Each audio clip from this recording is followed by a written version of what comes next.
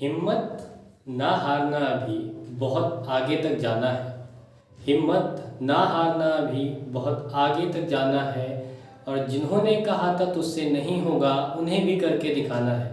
मैं शिवम वेलकम करता हूं आपका अपने चैनल लर्निंग शिवी पर। आज इलेक्ट्रोस्टैटिक का पार्ट थर्ड करते हैं। कूलम्ब्स लॉ की थोड़ा एडवांस चीज़ें करते हैं और कूलम्ब्स लॉ को और अच्छे से देखते हैं। ये स्टार्ट करते हैं आज का लेक्चर। आपने पढ़ा था कि दो चार्जेस अगर Q1 Q2 है और उनके बीच की डिस्टेंस r है तो F आपने पढ़ा था फॉर्मूला होता है K Q1 Q2 by R square, या इसी को आपने देखा था 1/4 pi epsilon naught Q1 Q2 by R square. ठीक,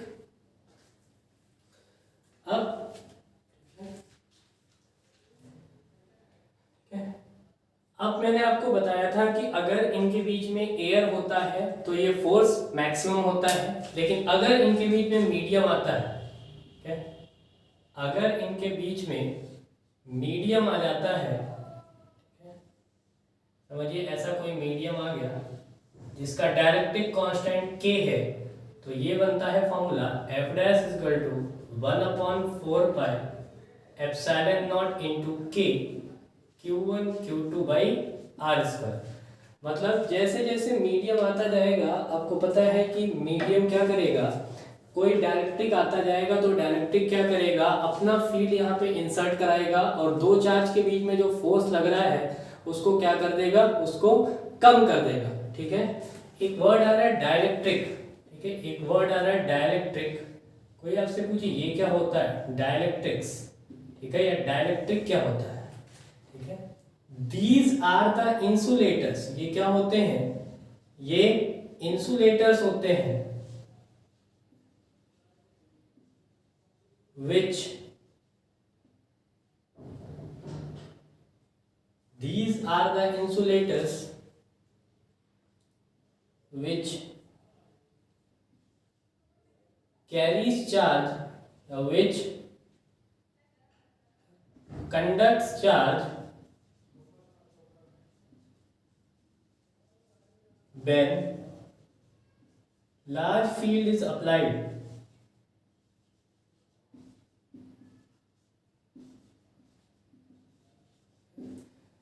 जनरली क्या होता है कि अगर आपको पता है इंसुलेटर्स होते हैं तो इंसुलेटर आपको पता है कंडक्ट नहीं कर सकते, लेकिन जब उन इंसुलेटर्स को हाई फील्ड में लाया जाता है, हाई इलेक्ट्रिक फील्ड दी जाती है, तो कुछ इंसुलेटर्स आपके क्या होते हैं, कंडक्टिंग होने लगते हैं, चार्ज को कंडक्ट करने लगते हैं, उन्हीं को डाइलेक्ट्रिक बोलते हैं। ठीक है, उन्हीं को क्या बोलते हैं, डाइलेक्ट्रिक बोलते हैं। और हर एक सब्सटेंस के लिए डायरेक्ट्रिक कांस्टेंट होता है। जैसे आपको पता है मेटल जो होगा, आपको पता है मेटल तो सबसे ज्यादा इलेक्ट्रिसिटी कंडक्ट करेगा, तो मेटल के लिए जो K होता है वो इनफाइनाइट होता है। ठीक, एयर आपका क्या है, एयर भी आपका क्या है, इंसुलेटर है, लेकिन ठीक है जब इसमें फील्ड 3 × 10⁻⁶ की रेंज की आती है, ठीक है, तो ये एयर भी क्या हो जाता है, आपका कंडक्टिंग हो जाता है। ठीक, ये एयर भी आपका क्या हो जाता है, कंडक्टिंग हो जाता है। ठीक, अब कहीं के के जगह पे आपको पता है ये लिखा रहता है। ठीक है, अब जनरली के लिखते हैं या इसी को ER लिखते हैं। ER को बोलते हैं रिलेटिव परमिटिविटी, इसको बोलते हैं रिलेटिव परमिटिविटी।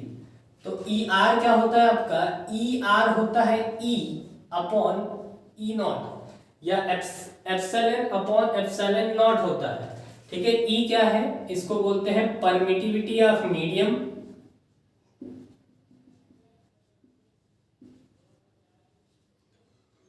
और ये क्या है, इसको बोलते हैं परमिटिविटी ऑफ फ्री स्पेस। और ER आपका क्या है, इसको बोलते हैं रिलेटिव परमिटिविटी या इसी को बोलते हैं डाइलेक्ट्रिक कांस्टेंट।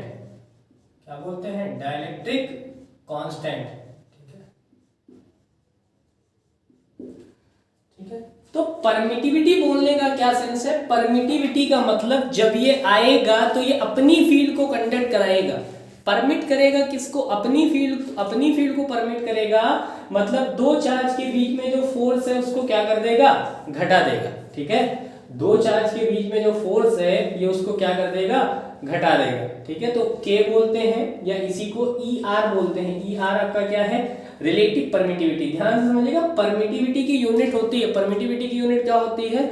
वो होती है कूलम्ब स्क्वायर पर न्यूटन मीटर स्क्वायर। लेकिन रिलेटिव परमिटिविटी की कोई यूनिट नहीं होती। रिलेटिव परमिटिविटी आपका क्या होता है? यूनिटलेस होता है। अच्छा, ये तो बात हुई अगर पूरा पूरा जो मीडियम, जो पूरा पूरा स्पेस है चार्ज के बीच में वो फील्ड है। ठीक है, वो फील्ड है। लेकिन अगर, ठीक है, एक स्पेशल केस लेते हैं। देखिए, अगर पूरा पूरा स्पेस फील्ड ना हो, अगर पूरा पूरा स्पेस फील्ड ना हो तो क्या करेंगे? समझिए,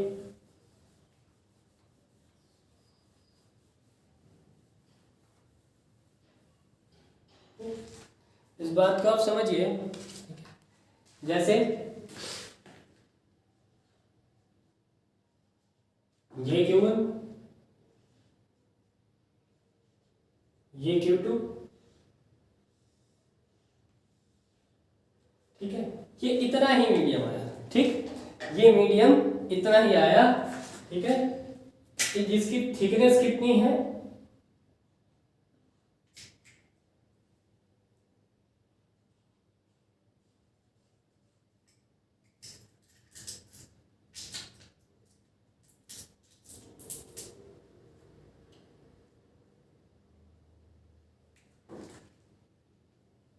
ठीक,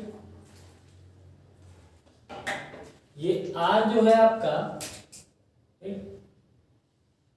ये R आपका पूरा है और इस मटेरियल, इसकी थिकनेस आपकी T है। ठीक, और इसका जो डाइलेक्ट्रिक कांस्टेंट है वो K है। अब कोई आपसे पूछे कि R को क्या लेंगे? ठीक, अब R तो लेंगे नहीं, R क्या लेंगे? ठीक है, तो ध्यान से मेरी बात को सुनिए। अब R को आप क्या लेंगे? तो यहाँ पे जो हो जाएगा वो R इफेक्टिव। अब क्या लेंगे आप? R effective. तो आपको पता है कि R पूरा तो पूरा लेंगे नहीं, R माइनस वो जो थिकनेस है। ठीक है, अरे आप देखे ना, एयर वाला आपका क्या बचा? एक ये बचा, एक ये बचा, यानी टोटल R में से T माइनस कर देंगे। ठीक है, टोटल R में से T माइनस कर देंगे, प्लस वो मटेरियल, आपको पता है वो मटेरियल तो खुद का डाइलेक्ट्रिक कांस्टेंट आ रहा है, यानी क्या लिखेंगे? वो लिखेंगे आप T अंडर रूट K। क्या लिखेंगे? T under root K। यानी अगर मैं यहां F लगाना चाहूं तो मैं लिख सकता हूं 1/4 epsilon naught Q1 Q2 upon R effective का स्क्वायर। ठीक है, Q1 Q2 upon R effective का स्क्वायर। ठीक है, ये लिखेंगे। ठीक है, तो ध्यान से समझिए, ये लिखेंगे अगर R, ठीक है, अगर पूरा पूरा नहीं है तो जिस रीजन में है, जैसे ये R, तो आपको पता है ये थिकनेस तो हटाएंगे, यानी एयर वाला यहां लगा सकते हैं, एयर वाला यहां लगा सकते हैं, बाकी क्या लगा सकते हैं? ठीक है, बाकी यहाँ जैसे ये वाली आपको पता है ये थिकनेस कितनी बचेगी? ठीक है, इधर ये कितनी बचेगी? R minus. ठीक है, ये पूरा पूरा में अगर मैं ये हटा लूं तो आपको पता है T हट जाएगा, तो क्या बचेगा? सिर्फ R माइनस T बचेगा। लेकिन वो मटेरियल आया, वो मटेरियल उस एरिया में आपको पता है पोलराइज करेगा, तो T रूट K का टर्म आ गया यहाँ पे। तो F क्या हो जाएगा? 1/4 pi epsilon naught Q1 Q2 upon R effective का स्क्वायर। ठीक है, R इफेक्टिव का स्क्वायर होगा। ठीक है, और बातें देखिए।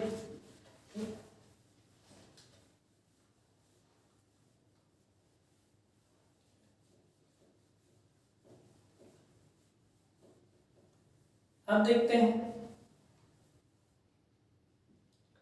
अब एक इंपॉर्टेंट टर्म्स आता है प्रिंसिपल ऑफ सुपरपोजिशन।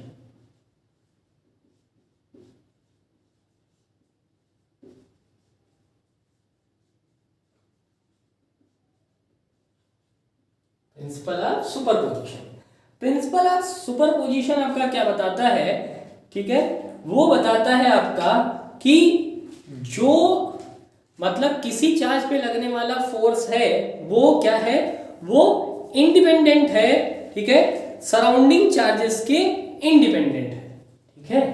मतलब ये क्या बताता है जरा समझिए, it tells us the sum of all the forces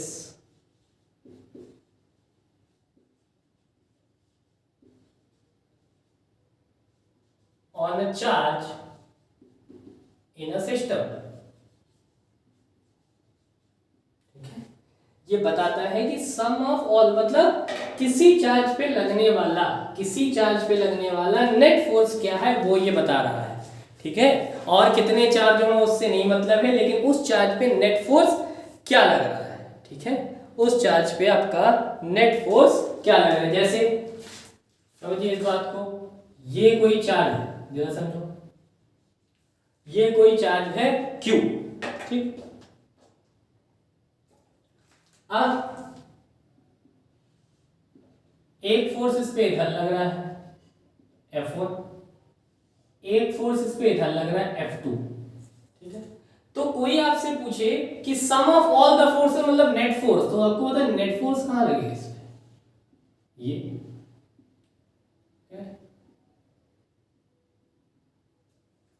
क्या लगेगा, नेट फोर्स आपका यहां लगेगा, ठीक। तो अब अगर मैं आपसे एफ नेट पूछूं तो आप कहोगे वो कितना हो जाएगा, F1 प्लस F2। और फॉर्मूला इसका आपने पढ़ा है 11th में कि दो वेक्टर के रिजल्टेंट का फॉर्मूला क्या होता है, F1 square plus F2 square plus 2F1 F2 और cos theta, 2F1 F2 cos theta, where theta is the angle between the vectors, इनके बीच का एंगल बता रहा होता है। तो किसी चार्ज पे लगने वाला नेट फोर्स ये आपको कौन बता रहा होता है, ये पता करते हैं with the help of principle of superposition, ठीक। अब इसमें कंडीशन बनाते हैं, देखिए पहली कंडीशन,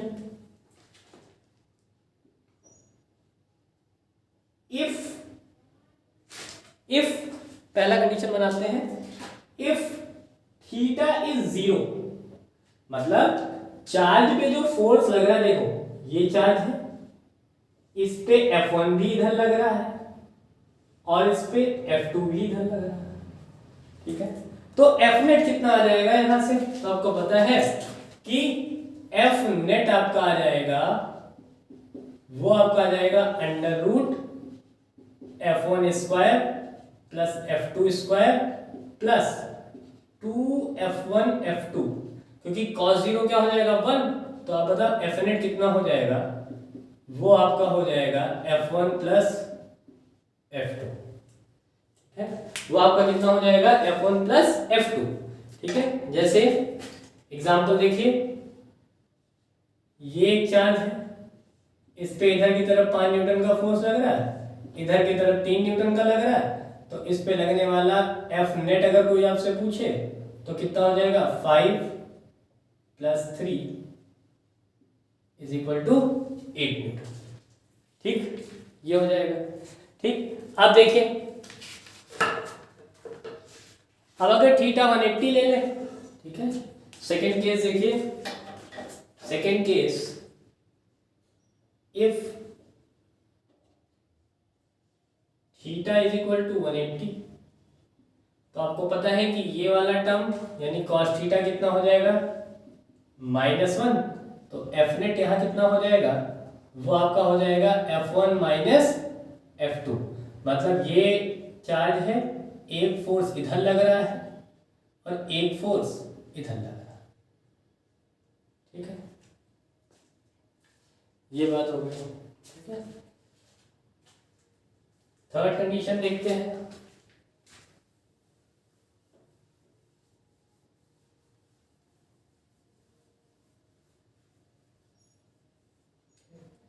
थर्ड कंडीशन,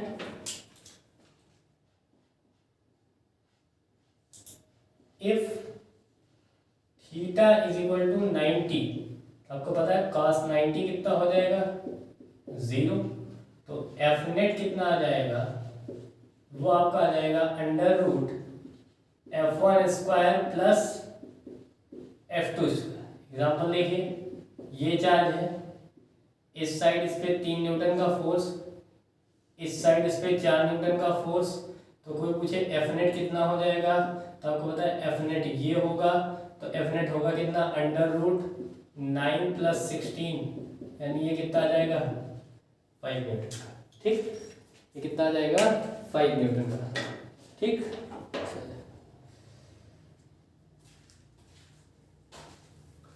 अब जरा देखिए, ठीक, अगला condition,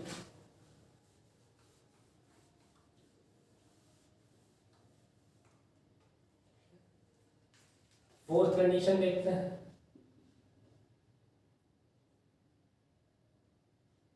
if F1 and F2 are equal but at an angle theta,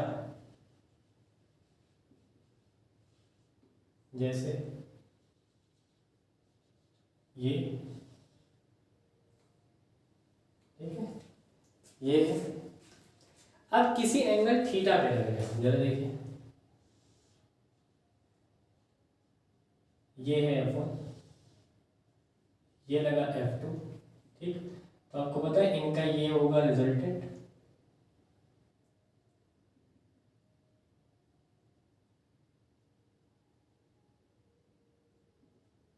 ठीक है। अब यहां हमने क्या लिया कि F1 बराबर है किसके, F2 के, तो F नेट कितना हो जाएगा यहाँ से, ठीक है, ये एंगल थीटा ले लेता है, तो ये होगा अंडर रूट F, इसको पूरे को F मान लेते हैं वेक्टर, ठीक, तो क्या हो जाएगा F का स्क्वायर प्लस F का square plus 2F into cos theta, तो ये कितना हो जाएगा, ये हो जाएगा आपका 2F square plus 2F square cos theta, 2F square बाहर, ये कितना हो जाएगा 1 प्लस कॉस थीटा। ठीक, अब जरा देखिए, यहां से आप क्या बाहर ले सकते हैं, √2 बाहर, F बाहर, अंडर रूट 1 प्लस कॉस 2 थीटा, इसको फॉर्मूला लगाएं, फॉर्मूला होता है 2 cos स्क्वायर थीटा माइनस 1, ये cos 2 थीटा का फॉर्मूला बाई 2 हो जाएगा, इससे ये कैंसल आउट हुआ, ठीक, यहां से भी √2 बाहर आएगा, तो कितना हो जाएगा 2F cos थीटा बाई 2, ठीक है। तो ये रिजल्टेंट ध्यान रखिएगा, ये फॉर्मूला, कि जब F1 और F2 सेम है और किसी एंगल पे लग रहे हैं थीटा पे, तो उस केस में नेट फॉर्मूला क्या आएगा आपका 2F cos थीटा बाई 2, ये आ जाएगा, ठीक है। चलिए, ठीक है, और चीजें देखते हैं, ठीक है?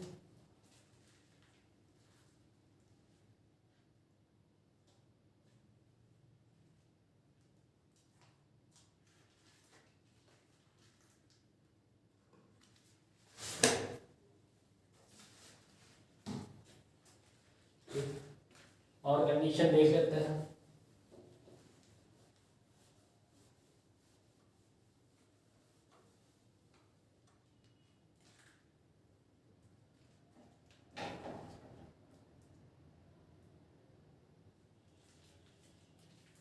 अब देखिए,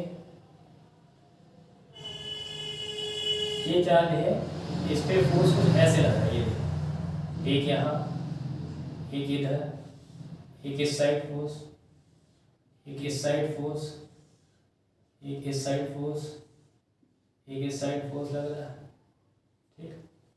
एक आपका इस साइड फोर्स लग रहा है, एक आपका इस साइड, सारे ऐसे फोर्स लग रहा है।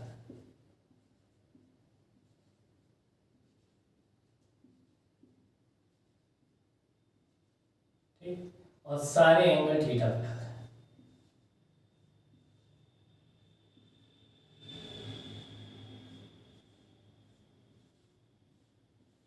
ये देखिए, ठीक, मतलब एन फोर्सेस लग रहे हैं और इक्वल मैग्नीट्यूड। ठीक, एन फोर्सेस लग रहे हैं ऑफ इक्वल मैग्नीट्यूड और उनके बीच में एंगल कितने का है 300। जैसे देखिए मान लेते हैं कितने फोर्स हैं 8 फोर्सेस। ठीक, और एंगल मान लेते कितना हो जाएगा 360, ठीक है, बटे 8 तो 45 डिग्री। यानी अगर ये सारे एंगल आपके थीटा 45, ठीक है 45, सारे आपके 45, तो इस चार्ज पे यहाँ जो चार्ज रखा है इस पे लगने वाला जो नेट फोर्स हो जाएगा आपका, नेट फोर्स ऑन क्यू, इस वाले चार्ज पे वो कितना हो जाएगा 0। अगर ध्यान से समझिएगा एन फोर्सेस है और एंगल कितना है 360/n। ठीक है, जैसे यहां देखो 8 फोर्स थे और 45 पे रखे थे तो कितना हो गया आपका, कितना हो गया ये 0 हो गया। ऐसे मान लेते हैं, ठीक है 4 फोर्स थे 90 पे हैं। एक और एग्जांपल देखो, ये देखो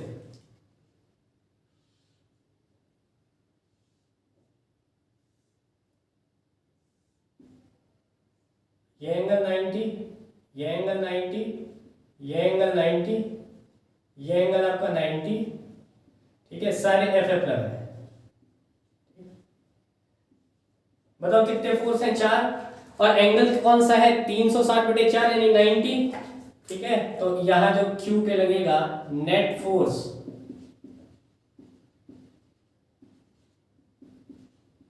क्या हो जाएगा वो 0। ठीक है, ये इंपॉर्टेंट कंडीशन आप याद रखिएगा। ठीक,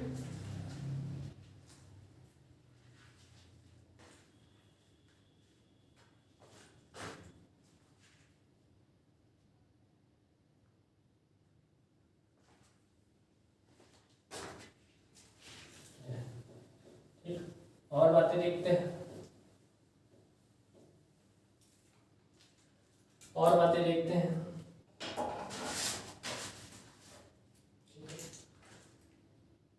ये देखो एक चार्ज है, इसमें फोर्सेस ऐसे लग रहे हैं।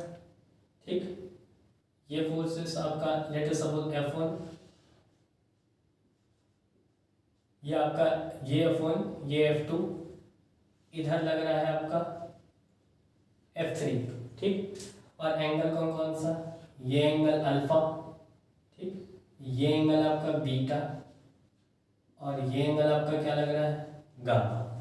ठीक, और यहाँ आपका क्यू चार्ज है, यहाँ क्यू चार्ज है। ठीक, तो अगर if F net is 0 then, अगर एफ नेट 0 है तो ध्यान दीजिएगा F1/sin अल्फा बराबर होगा F2/sin बीटा बराबर होगा F3/sin गामा के। ठीक, इसी को क्या बोलते हैं, इसी को बुकों में बोलते हैं लैमीज थ्योरम। इसी को क्या बोलते हैं लैमीज थ्योरम बोलते हैं। ठीक, ये ध्यान रखिएगा। सवाल आपको दिया जा सकता है, जैसे मान लेते एक सवाल बनाते हैं एग्जाम्पल में,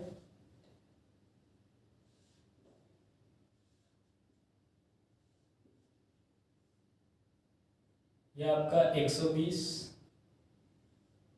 ये आपका 120, ठीक है, और ये 120 ले लेते हैं आपका, ये 150 ले लेते हैं और ये 90 ले लेते हैं। 3 न्यूटन, 5 न्यूटन। आपसे पूछ रहा है ये बताओ कितने का होगा। इफ एफ नेट बराबर 0, बस तो क्या दिक्कत है, आपको लगा दीजिए यहाँ पे। देखो कैसे लगाएंगे, आपको ये वाला पता करना है ना, तो कोई तो आपस में कंपेयर कर लीजिए, ठीक है। 5 अपॉन इसके सामने sin 90 बराबर होगा, इसको एफ मान लेते हैं, एफ अपॉन sin 120। तो ये लगाओ एफ sin 90 हुआ 1, F sin 120 sin 90 plus 30 cos 30 मतलब √3/2, ठीक है। तो यहाँ से f कितना आ जाएगा आपका 5√3/2, ठीक है। ये length.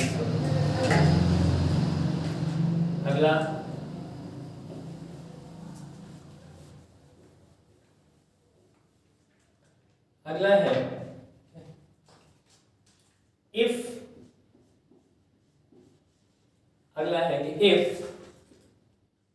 charge Q0 is placed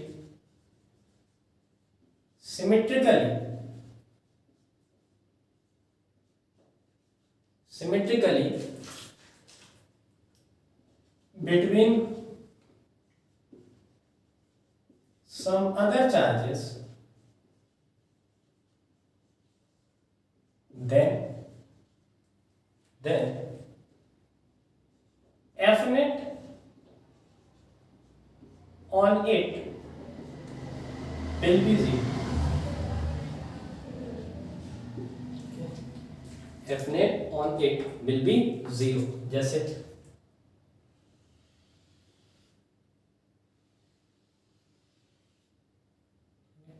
ये चार्ज,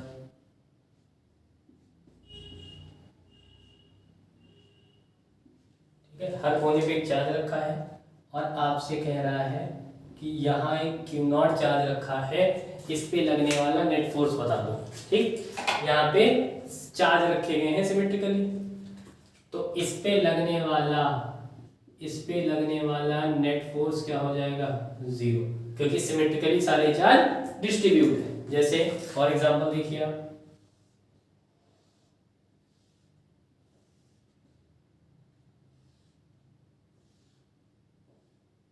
ठीक, यहाँ एक चार्ज रखा है, ठीक, बाकी सारे चार्ज सिमेट्रिकली रखे हैं। देखो Q, यहाँ भी Q, यहाँ भी Q, इस पे Q, इस पे Q, ठीक है, सारे सिमेट्रिकली। अब देखो आपको बताइए ये इस पे कौन सा फोर्स लगाएगा, ठीक है। ये वाला क्या करेगा, ये इसको इस साइड धक्का देगा, ठीक, ये वाला इस साइड, सिमिलरली ये वाला इस साइड। तो सारे क्या करेंगे, सारे एक दूसरे से सिमेट्री से कैंसिल कर देंगे। देखो ये वाला इस पे, ये वाला इस पे इधर लगाएगा, तो ये वाला किधर लगाएगा, ऑब्वियस सी बात है इधर लगाएगा, तो ये दोनों कैंसिल आउट हो जाएंगे। ये वाला इधर लगाएगा तो ऑब्वियस सी बात है ये वाला इधर लगाएगा, ये वाला इधर लगाएगा तो ये वाला इधर लगाएगा, तो सारे कैंसिल आउट हो जाएंगे। तो इस पे नेट कितना आ जाएगा 0, ठीक है, नेट कितना आ जाएगा 0। ट्रायंगल भी देख लो,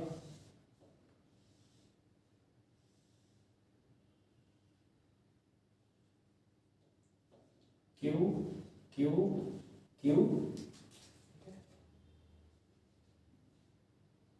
यहाँ पे सेंटर पे रखा है, ठीक है। तो इस पे भी क्या लग जाएगा, नेट कितना हो जाएगा 0, ठीक है। या और भी देखो एक क्यूब बना लेते हैं,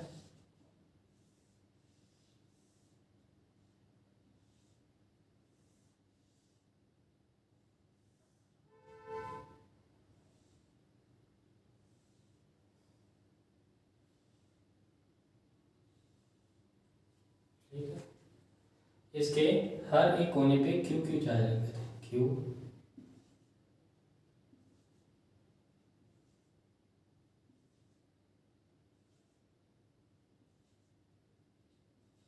ठीक।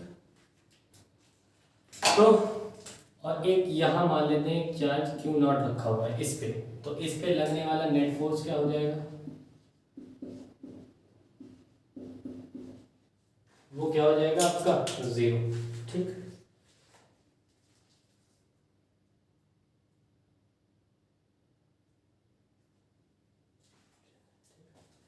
अब ठीक है,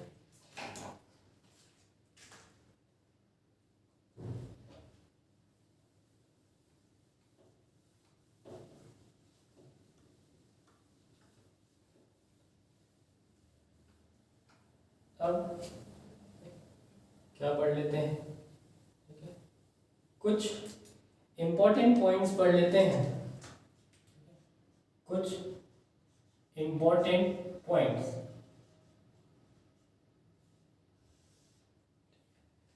पहला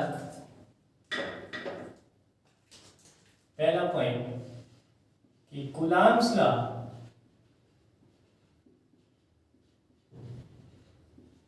is not an universal law, ये यूनिवर्सल लॉ नहीं, it is valid for static charge only,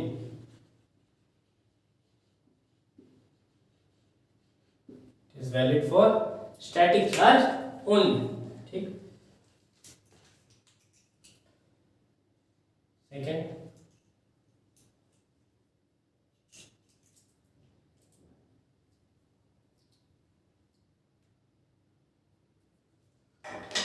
second,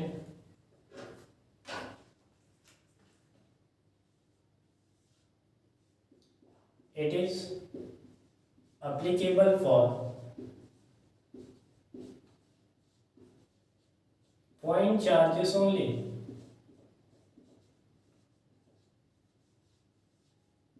ठीक, और third, it applicable if r is greater than 10 की पावर -15 मीटर। ध्यान दीजिएगा, if r is less than 10 की पावर -15 मीटर तो ये वैलिड नहीं होगा। ठीक है, मतलब कि कूलम्ब्स लॉ न्यूक्लियस के अंदर वैलिड नहीं है। सोचिए, अगर न्यूक्लियस के अंदर कूलम्ब लॉ वैलिड होता तो प्रोटॉन और प्रोटॉन के बीच में लगने वाला कूलम्बिक फोर्स क्या होना चाहिए था, रिपल्सिव होना चाहिए था। इसका मतलब है कि प्रोटॉन और प्रोटॉन आपस में रिपल कर जाएंगे।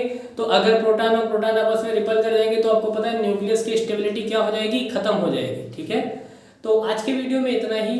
ठीक है, आप इस चीज़ों को रिवाइज करिए। नेक्स्ट वीडियो में इक्विलिब्रियम ऑफ चार्जेस पढ़ेंगे। तब तक के लिए गुड नाइट, टेक केयर।